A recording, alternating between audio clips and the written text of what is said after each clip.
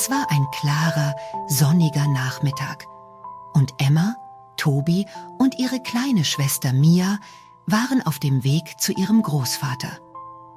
Opa Theo war ein Sammler von Geschichten, ein alter Philosoph, wie er sich manchmal selbst nannte, und ein hervorragender Erzähler. Emma und Tobi liebten es, seinen spannenden Erzählungen zu lauschen, und Mia war begeistert, weil Opa oft etwas Spielerisches aus seinen Geschichten machte. Als sie ankamen, saß Opa Theo schon in seinem Garten, eine weite Wiese, umgeben von riesigen Obstbäumen, mit einem kleinen Springbrunnen in der Mitte. Um ihn herum waren Bücher, eine große Karte und ein altes Notizbuch ausgebreitet. Er schien beschäftigt zu sein, doch als er die Kinder sah, strahlte er über das ganze Gesicht. »Ah, da seid ihr ja, meine kleinen Entdecker. Setzt euch her. Heute erzähle ich euch von etwas ganz Wundervollem, von den 5 Elementen der Natur. Erde, Wasser, Luft, Feuer und einem Element, das viele Menschen vergessen, dem Äther.« Mia kicherte. »Äther? Was ist das denn? Klingt wie ein Zauberspruch.« »Alles beginnt mit der Erde«, sagte Opa Theo. Er bückte sich und nahm eine Handvoll Erde vom Boden auf. Die Erde gibt uns Nahrung, sie ist stabil und stark. Sie trägt uns, gibt den Pflanzen Halt und aus ihr kommen die Steine, die Berge und sogar die glitzernden Edelsteine. »Die Erde ist fest«, erklärte Tobi stolz, der in der Schule schon etwas über die Elemente gelernt hatte. »Richtig, mein Junge«, sagte Opa Theo. »Aber die Erde ist mehr als nur das, was ihr seht. In vielen Kulturen, wie in Indien oder bei den alten Griechen, wird die Erde als ein lebendiges Wesen angesehen. Die Griechen nannten sie Gaia, die Mutter Erde. Sie glaubten, dass die Erde nicht nur ein starrer Boden ist, sondern ein lebendiger Organismus. Eine Mutter, die uns Leben schenkt.« »Also ist die Erde wie eine große Mama?«, fragte Mia neugierig. »Genau. Und wenn wir auf sie Acht geben, dann gibt sie uns alles, was wir brauchen. Aber wenn wir sie schlecht behandeln, kann sie krank werden. Deswegen ist es wichtig, dass wir sie ehren und schützen.« Emma sagte, »Es ist echt toll, wie die Erde uns alles gibt. Sogar Spielzeug. Ich habe mal gesehen, dass Ton, aus dem man Töpfe oder Figuren machen kann, auch aus der Erde kommt.« Und die kleine Mia fügte hinzu, »Oder Sand für Sandburgen. Ich baue jeden Sommer am Strand eine riesige Burg und das macht so viel Spaß.« Opa Theo holte eine Schale mit Wasser und stellte sie vor die Kinder. »Nun schaut her. Das Wasser ist das Element des Fließens und der Veränderung. Ohne Wasser gibt es kein Leben. Es ist überall, in unseren Flüssen, Seen, Pflanzen und sogar in unserem Körper. Wisst ihr, dass mehr als die Hälfte eures Körpers aus Wasser besteht?« Mia machte große Augen und schaute auf ihre Hände. »Dann bin ich ein bisschen wie ein Wasserball?« Alle lachten und Opa Theo nickte. »Ja, irgendwie schon. Das Wasser verbindet uns mit allem um uns herum. Philosophisch gesehen lehrt uns das Wasser, flexibel zu sein. Und ohne Wasser könnten wir auch nicht schwimmen oder planschen. Sommer ohne Wasser wäre voll langweilig«, sagte Leo. Und Mia sagte lachend, »Ohne Wasser könnten wir alle nicht duschen. Das wäre schrecklich. Wir würden total stinken.« Opa Theo fügte nach langem Gelächter hinzu, »In Japan und in vielen anderen Kulturen wird Wasser verehrt. Es gibt eine spirituelle Verbundenheit zwischen Wasser und unserem Geist. Die Menschen glauben, dass sauberes Wasser auch die Seele reinigen kann. Deswegen gibt es Rituale, bei denen man sich mit Wasser wäscht, zum Beispiel in Flüssen. Und wusstet ihr, dass die alten Ägypter glaubten, dass das Wasser des Nils ein Geschenk der Götter war? Ohne Wasser gäbe es keine Zivilisation. Emma, Toby und Mia schauten sich staunend an. Der Wind wehte sanft durch den Garten und Opa Theo hob eine Hand, um die Bewegung der Blätter zu zeigen. Die Luft ist das Element, das wir alle atmen. Sie ist unsichtbar, aber ohne sie können wir keine Sekunde leben. Toby sprang auf und rannte im Kreis herum. Ich finde es so cool, wenn der Wind richtig doll bläst und der Drache ganz hoch fliegt.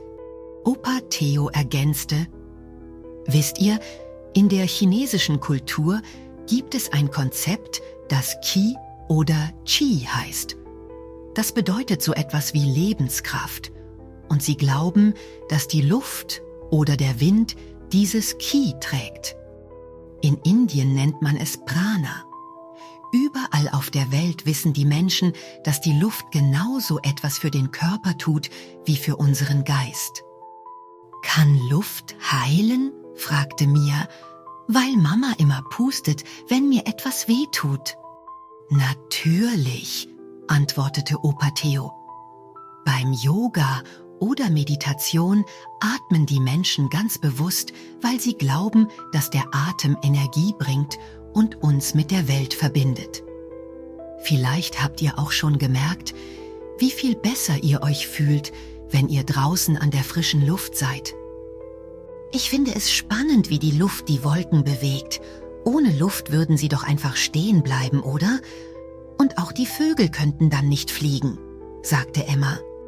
Dann nahm Opa Theo eine kleine Kerze aus seiner Tasche, zündete sie an und stellte sie in die Mitte. Die Flamme tanzte leicht im Wind. Und hier haben wir das Element Feuer. Es ist heiß und voller Energie. Es gibt uns Wärme, Licht und Kraft.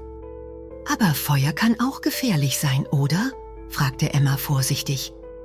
Ja, das stimmt, sagte Opa Theo.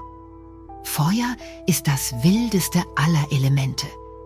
Es kann Leben retten, indem es uns wärmt und unsere Nahrung zubereitet. Aber wenn wir nicht vorsichtig sind, kann es zerstören. Das Feuer erinnert uns daran, dass wir verantwortungsvoll mit unseren Kräften umgehen müssen. Er fuhr fort: In den alten Religionen wurde das Feuer oft als Symbol der Veränderung gesehen. Zum Beispiel glaubten die Menschen in Persien, dass das Feuer heilig ist und eine Verbindung zu den Göttern darstellt. Es reinigt, wandelt Dinge um und bleibt niemals still. Und wofür steht das Feuer noch, wollte Emma wissen.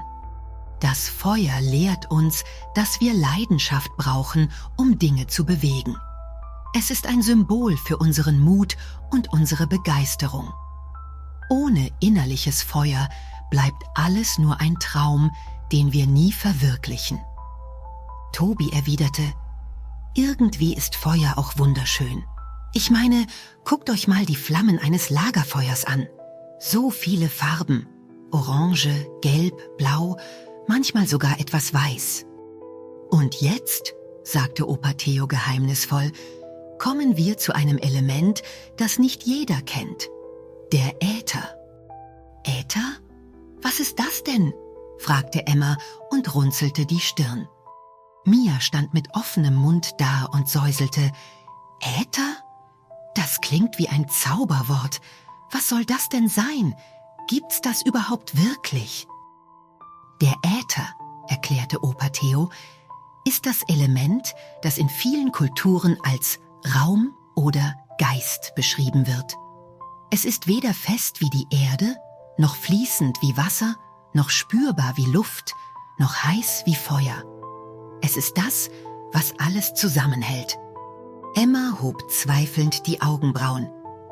Aber wie können wir etwas nicht Sichtbares verstehen? Nun, sagte Opa Theo lächelnd, lass es mich so erklären. Stell dir einen Topf mit Suppe vor. Die Erde sind die festen Zutaten wie Karotten und Kartoffeln. Das Wasser ist die Brühe. Das Feuer kocht alles zusammen und die Luft trägt den Duft der Suppe. Aber ohne den Topf, der Äther, gäbe es nichts, das all das zusammenhält. Die Kinder grübelten und nickten dann. Langsam begannen sie zu verstehen. In Indien, fuhr Opa Theo fort, heißt der Äther Akasha. Es wird gesagt, dass in ihm alle Erinnerungen und Gedanken des Universums gespeichert sind. Manche glauben, dass der Äther der Ort ist, aus dem unsere Träume kommen. Und jetzt, sagte Opa Theo und schloss sein Notizbuch, möchte ich euch noch etwas zeigen. Er stellte in die Mitte eine Schüssel mit einer Handvoll Erde, eine Schale mit Wasser, eine Kerze für das Feuer und einen kleinen Windfänger für die Luft. »Wisst ihr, was das Besondere an den Elementen ist?« fragte er. »Dass sie uns helfen zu leben?« schlug Tobi vor. »Ja, aber noch etwas Wichtigeres. Sie arbeiten immer zusammen. Leben kann nur entstehen, wenn Erde, Wasser, Luft, Feuer und Äther gemeinsam wirken. Die Pflanzen wachsen aus der Erde, aber sie brauchen Wasser, die Sonne und Luft, um zu gedeihen. Menschen brauchen alle diese Kräfte, um zu überleben. Die Elemente sind wie Freunde, die immer zusammenbleiben.« Als die Sonne langsam unterging und der Garten in ein warmes Orange tauchte, saßen Emma, Tobi und Mia noch immer bei Opa Theo. In ihren Köpfen wirbelten all die neuen Gedanken und Bilder von Bergen, Wellen, Wind, Flammen und dem geheimnisvollen Äther. »Opa?« fragte Mia schließlich. »Glaubst du, dass die Elemente uns verstehen?« Opa Theo lächelte. »Wenn wir sie respektieren und auf sie hören, dann sicher.